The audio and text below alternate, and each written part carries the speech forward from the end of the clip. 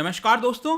Recently एक काफ़ी interesting case आया था पंजाब और हरियाणा हाई कोर्ट के अंदर एंड यहाँ पर मुझे लगता है कि आप सबको इसके बारे में जानना चाहिए क्योंकि जो रिसेंटली जजमेंट आया है पंजाब और हरियाणा हाई कोर्ट का, उसमें यहाँ पर जो पर्सनल लॉ है, मुस्लिम पर्सनल लॉ है, उसको एक तरह से फेवर किया है यहाँ पर पीसीएम एक्ट के मुकाबले। अब देखिए पीसीएम क्या है, prevention of child marriage act, ये 2006 में पास किया गया था।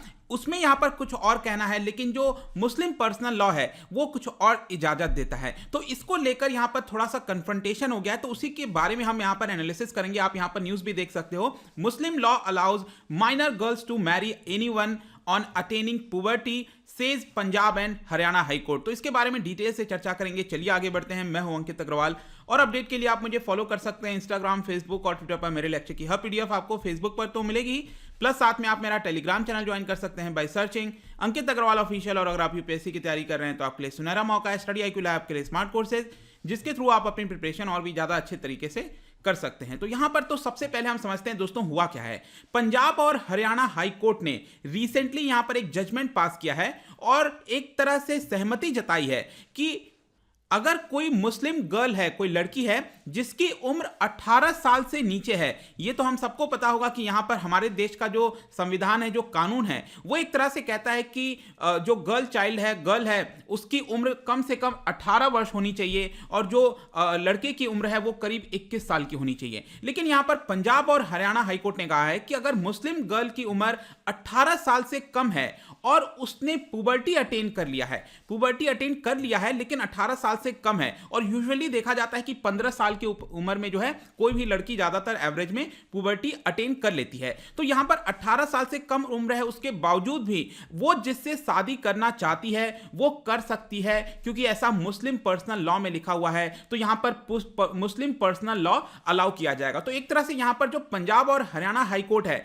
वो किसका समर्थन कर रहा है? यहां पर फंडामेंटल राइट आपको पता होगा, जो आर्टिकल 25, 26, 27, 28 यहां पर रिलीजन को जो काफी हद तक फ्रीडम देता है, तो उसकी तरफ एक तरह से आप कह सकते हो कि पंजाब और हरियाणा हाईकोर्ट ने यहां पर फेवर किया है। और यहां पर जब मैं बात कर रहा हूं मुस्लिम पर्सनल लॉ की, तो ध्यान रखिएगा कि ये जो बेंच था पंजाब और हरियाणा हाईकोर्ट का, अलका सरीन का, इन्होंने यहां पर जो 195th आर्टिकल है under principles of Mohammedan law, ये बेसिकली एक प्रोमिनेंट मुस्लिम पर्सनल लॉ जूरिस्ट हैं जिनका नाम है सर दिनशाह मुल्ला, उनके द्वारा ये पर्टिकुलर बुक लिखा गया था। और काफी हद तक चीजें इसी के थ्रू यहां पर मुस्लिम्स के द्वारा देखी जाती हैं, और इसीलिए बताया जा रहा है कि पंजाब और हरियाणा हाईकोर्ट ने यहां पर जो एक शादी किया गया था 17 साल की उम्र की लड़की का, मुस्लिम लड़की थी, उसने यहां पर 36 ईयर ओल्ड पुरुष के साथ यहां पर शादी की थी, तो इसको एक तरह से वैलिड बताया है, इनवैलिड करार नहीं दिया गया है। लेकिन दूसरी तरफ मैं आपको बता रहा था कि prohibition of child marriage act 2006 ये बेसिकली क्या कहता है कि लड़की की उम्र 18 साल होनी चाहिए मिनिमम शादी के समय, और बॉय की उम्र जो है वो 21 साल की होनी चाहिए। तो यहां पर एक तरह से तकरार देखने को मिल रहा है कि जो पंजाब हरियाणा हाईकोर्ट का जजमेंट आया है और ये जो prohibition of child marriage act है, दोनों के बीच में आपको क्लियर तौर पर दिख रहा होगा कि यहां पर अंतर है। तो चलिए एक एक करके थोड़ा सा और समझते हैं इसको। देखिए जो मुस्लिम पर्सनल लॉ है वो एग्जैक्टली कहता क्या है यहां पर मैरिजेस को लेकर। तो जैसा कि मैं आपको बता रहा था कि जो सर दिनशाह मुल्ला है उनके द्वारा ये जो बुक लिखी गई है, उसके अंदर आर्टिकल 195 में यहां पर काफी सारी चीजें मेंशन की गई हैं जो मैरिजेस हैं उससे रिलेटेड, कि क्या कंडीशन होना चाहिए, क्या नहीं होना चाहिए। जैसे कि यहां पर बोला गया है कि कोई भी जो मोहम्मदियन है, जो पर्सन है, अगर वो साउंड माइंड का है, मतलब कि अपने होशो हवास में है, तो यहां पर अगर वो पुबर्टी अटेन कर लेता है तो उसको मैरिजेस अलाउ करना चाहिए। इनफैक्ट यहां पर जो माइनर है वो भी मैरिजेस कर सकते हैं, लेकिन यहां पर जो उनके रेस्पेक्टिव गार्डियंस हैं उनका प्रॉपर तरीके से सहमति होनी चाहिए। अगर यहां पर कोई पर्सन है जो साउंड माइंड का है लेकिन उसकी जबरदस्ती शादी कराई जाती है विदाउट हिज कंसेंट, तो वो मैरिज यहां पर वॉइड करा दिया जाएगा, मतलब खारिज कर दिया जाएगा। ये ऐसा मुस्लिम पर्सनल लॉ कहता है। तो यहां पर जो जजमेंट आया है, बेसिकली ये जजमेंट मैं आपको बता दूं 25 जनवरी को आया है। 25 जनवरी को यहां पर जो हाईकोर्ट ने जजमेंट सुनाया, उसमें यहां पर हाईकोर्ट ने कहा कि देखो मैरिज का तो यहां पर कोई सवाल ही नहीं उठता है, मैरिज क्लियर तौर पर सही है, ऐसा पंजाब हरियाणा हाईकोर्ट का कहना था।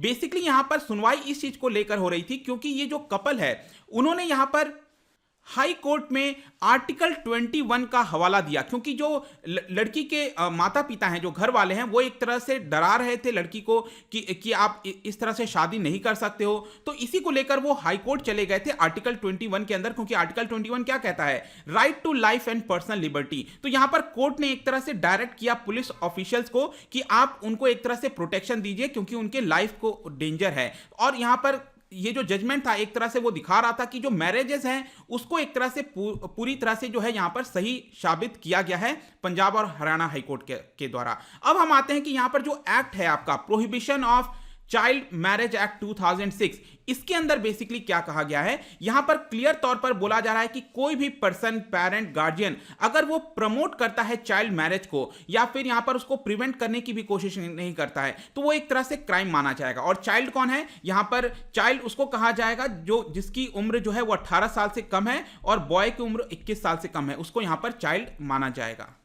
इनफैक्ट मैं आपको यह भी बता दूं, ये जो एक्ट है पीसीएम एक्ट 2006, यहां पर एक और चीज लिखी गई है कि अगर बाय चांस सपोज माइनर की शादी हो भी जाती है, 18 साल से कम उम्र की लड़की की शादी हो भी जाती है, उस केस में यहां पर क्या होगा कि जब वो माइनर अडल्ट बन जाएगी, अगर सपोज लड़की की शादी 16 साल में हो गई और उसकी यहां पर वो 18 साल की जब होती है, तो विद इन 2 ईयर्स मतलब 20 साल के अंदर वो यहां पर एक पिटीशन फाइल कर सकती है और उसके जो मैरिज है उसको वॉइड करार दे दिया जाएगा, खारिज कर दिया जाएगा। ऐसा इस एक्ट के अंदर क्लियर तौर पर लिखा गया है। लेकिन मैं आपको बताता हूं अब प्रॉब्लम क्या है, क्योंकि आपको लग रहा होगा जब एक्ट में ऐसा लिखा गया है तो फिर पंजाब हरियाणा हाई कोर्ट ये फैसला कैसे सुना सकता है इस तरह का। तो यहां पर कुछ प्रॉब्लम है एक्ट के अंदर, अब मैं आपके साथ वो डिस्कस करता हूं। देखिए, ये जो एक्ट है उसके अंदर ये कहीं पर भी नहीं लिखा गया है कि ये एक्ट क्या सभी जो पर्सनल लॉज हैं उन सभी के ऊपर लागू होगा, क्योंकि इस एक्ट के अंदर अगर आप देखोगे तो यहां पर सिर्फ हिंदू मैरिज एक्ट